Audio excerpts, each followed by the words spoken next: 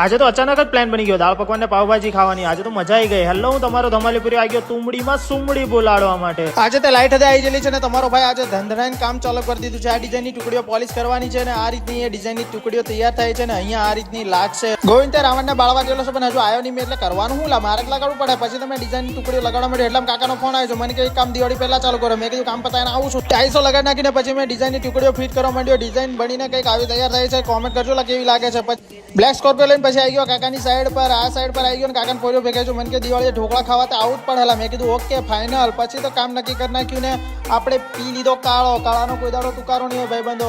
કામ નક્કી કરીને પછી આવી ગયા કિશનભાઈની દુકાને દાળ પકવાન ને પાવભાજી લેવા માટે. એના દાળ પકવાન ને પાવભાજી એક નંબર છે ભાઈબંધો. ટીટોડા ગામમાં એમની દુકાન છે. ટ્રાય કરજો એકવાર, જોરદાર છે. આપણે ફેમિલી પેક છે એટલે લઈ લીધું.